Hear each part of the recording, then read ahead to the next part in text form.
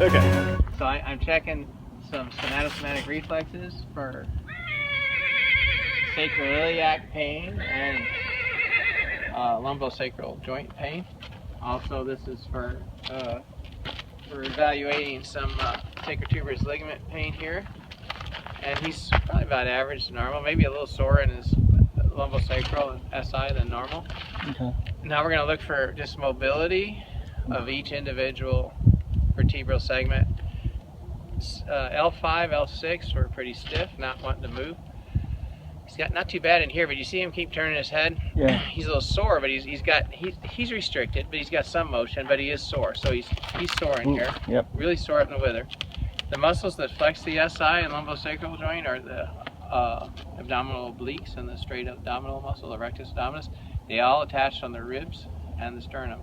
So most of the back pain I see in horses comes from coastal vertebral and coastal transverse joint pain, from the brain asking the longissimus muscle to restrict motion in these joints, but forgetting to tell the others to quit trying to flex it. So, oh wow. Yeah, and since they have two rib heads on each rib and they're not much bigger than my fingertips, they lose in that tug of war all the time. So they get very sore. See how much sore he was up here? Yeah. That's the end of that motion arm, right? Yeah. That's the wrong term, but it's My the end physical of therapist wanted to see a horse get adjusted. Yeah. So that being said, I'm going to adjust this and then reevaluate the back. Because sometimes just adjusting this and taking that pain away, that mechanoreceptor input to the brain, will decrease the way the brain looks at the nociception, the pain, and all of a sudden it'll loosen up. So let's just see what that does. A lot of these back problems are totally dependent on the pelvis. I know when my hips are out and my chiropractor puts me back together, my back pain just goes away. Yeah. It's magic. Yeah. A lot of these guys too.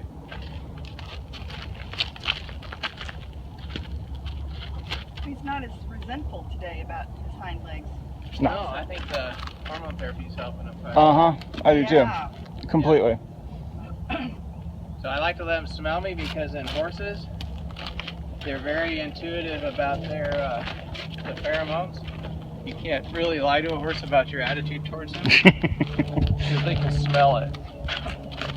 And so if you're really upset and you try to do this, the horse may become fearful or antagonistic or even aggressive towards you. So I like to stay, I'd like to not be upset. That's a good moose. There we go. And keep in mind an adjustment, simply a movement of the joint past the physiological barrier, but before you hit the anatomical or painful barrier. And that causes a big big mechanoreceptor input to the brain, which we feel at this point in time is responsible for most of the beneficial effects of an adjustment. So wow. Whether it be osteopathic or chiropractic, and we do both. So there's not much difference really. It depends on what school. Osteopathic, it's kind of a softer adjustment, right? Can be. It doesn't have to be. Okay. Yeah. And there's some like 200 types of chiropractic philosophies towards adjustment. 200? Yeah. When I was in school, there might be more now. Oh my God. 213 was the number I recall. Yeah, anything from Logan Basic where they just Wasn't that how many bones are in the body? Or yeah. That's a lot of types. It's a lot of types. So this, you see the difference in the receptors. I'm sorry, not the receptors, in these reflex responses. You know, we use that to judge whether or not we had a successful adjustment deep down. So I'd almost say by his face it looks successful. Yeah. He's like, I like this, Mom. I'm very happy. Now I'm going to reassess the back, and these joints weren't moving at all before. I have a little more motion now, quite a bit more motion now, and there's not a big painful response. We get up towards here, and I feel a little more tension up here, and he is kind of, see that head? Yeah. You know? If we get up here, he's sore, okay? And you know, they can express their soreness many ways. And when he was not on the hormones, he was a little more aggressive in his resentment. Yeah. Yeah. Now he's just saying ouch. Whereas before he said, he did the, what was that guy, the Bruce Willis thing? You know, like, do that again, I'll kill you. So, now he's pretty he's pretty stiff and resentful on these ribs, so I'm palpating his range of motion. This is a motion palpation. Very sore in motion palpation on these right ribs. Yeah, he is. Especially as you get up around T10. No wonder he didn't want to do circles. Yeah, he's pretty sore, isn't he? And there's a little bit of that do it again and I'll kill it, but nothing like it used to be. So we're gonna do it, now we're gonna adjust him. There we go. Yeah. Good moose. So I'd say, You're making dinosaur sounds? yeah, those were kind of sore, huh? Yeah. And we see a big relief, you know. He might just be saying, thank God that guy left, or saying I feel better, I don't know. We'll be going to check him though, and see what we got here. I have to hold the tail to stabilize the spine so we can really not just push him around, really test each joint. Good moose behave. Until we get up close. He's pretty good. I've got one here to finish. No one grab that rope and don't let him bite me. Got it? Okay. Yeah, this one's very sore. So I'm going to talk to him. You see what he said? I'm going to tell him what Mama says. Mama kicks the babies right here. Sometimes right off their feet. I just want him to associate me with his mother. The mother always won. So there again, see, and you don't have to kick them hard. That was just a posturing thing. But in the yard, if they all get, because they're a herd, if they all start following me too much and I've got food in my hand, I'll just turn my butt to them and go, There you go. Like, don't mess with me. Exactly. It's okay to use horse talk. Yeah. They understand it. Just don't let them use it too hard on you. No. Now I'm going to do the other side, same way. Yeah, I'll go over there.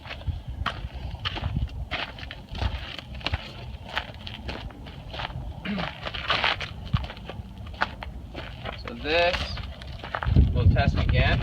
I'm going to push this whole body over because he's got me in a corner here. Yeah, that's not good. No. So rather than fight him and make an ugly scene, take him off of there and lead him to it a different way. You see, he's not. I was gonna say, he does do third position. If you say over, he'll move over. But okay. Right now he might not. But Yeah. But, he might be a little bitchy right now. well, you know, he's not stupid, and he's has an aggressive history. Right. And if a horse is in a fight, he wants to corner somebody and then kick the living crap out of him. And that's okay, but I've already had that happen to me. Yeah, no. You know, I know all about it. I don't recommend that. Yeah. So I'm just going to do it out here a little ways, see what he does. And see, it's interesting, he is posturing a little bit more, because he's sore. You know? Yeah. His attitude's certainly better than it used to be, but he's still sore, and he's talking. I'm going to talk like Mama, again. We're all just talking. Interesting. There we go.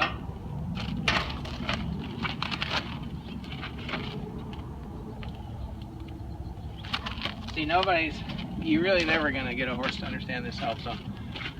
But if they feel good afterwards, sometimes they become easier and easier to do it. Yeah.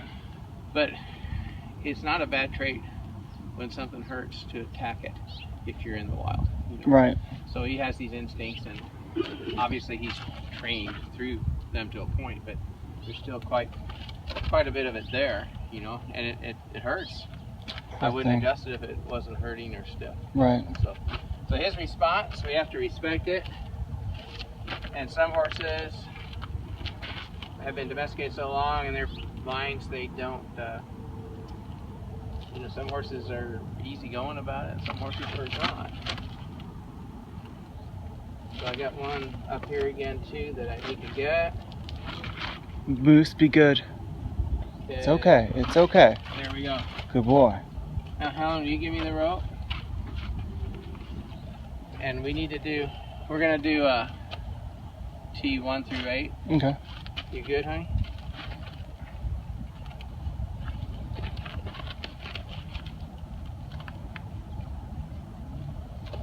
Okay, 1, 2, 3. A little harder. 1, 2, 3. There we go. That was cool. So the first 8 ribs in a horse are sternal. And sternal ribs, obviously we can't Well, they move this way. The last 10 horses move that way. So we we adjust them differently. Huh. They call them bucket handle and pump handle ribs. These are the pump handles. They move. Pump handle and bucket handle? Yeah, bucket handles move this way. Uh-huh. And the pump handle moves up and down. So we adjust Oh, wow. them that way. Is it because the diaphragm attaches lower and then the other muscles are higher and it's just kind of a differentiation? Yeah, I think it's because these are sternal and those aren't. Okay. Yeah, and these are more of the floating ribs. You know, they all are. Because ours move all the same way. No, humans have the same thing. Really? Yeah, but I couldn't tell you which ones are, how many are sternal because I haven't cut up any humans lately. Let's see, we only have 12. More things that are good to know. Yeah, you know, I was in that knife fight I lost, you know, so I was hoping to find out a little more anatomy, but what the heck. Yeah, they apparently in the human literature they talk about the same thing, but I don't know if it's 4, 6, or 8, you know, but wow, I didn't know that. It's the ones that are floating move a little differently. Yeah, and the ones that don't. Your sternum moves this way, and these apparently move slightly different. But they still open up the chest cavity. In the horse, their postural muscles to a greater extent than they are in humans. Right. Yeah, the muscles that work on that. The diaphragm's a postural, very, very important postural muscle in the horse is their quadrupeds. So it's more than a respiratory muscle. So when he goes up, it's because he thinks I want him to, or he's a little sore, or whatever. But the latissimus dorsi muscle attaches down in here and it's very flat, has a very broad aponeurotic attachment to all the vertebral joints. So we can get an adjustment on all of the vertebral joints, including the thoracic vertebra, doing that. Also, we're going to get some shoulder and neck stuff too. That is so cool. When he comes down, and I hold it for a tenth of a second, that's the adjustment. Oh, okay. It's not when he goes up, it's when he comes down.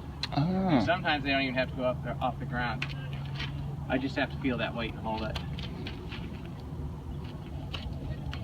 The magnitude of their response is predicated by their basic behavior and the amount of pain and their genetic composition, their mental state. You know, some horses make a big deal out of everything.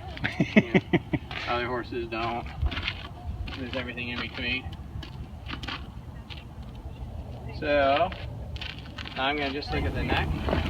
Yeah, he said that was tight though. That's a little sore. Before I adjust it, I'm going to stabilize his head movement in case he doesn't bite. Because this, you know, he's got a little bit of that, good survival tendency to bite, to attack. Yeah. What's hurting him.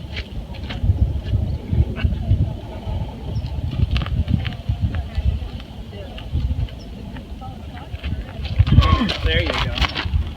It's okay, baby. So, his withers are the spines of his teeth 4 through 7, 4 through 8. Okay. They can be as long as 16 inches. Really? Yes. Wow. You got a lot of torque.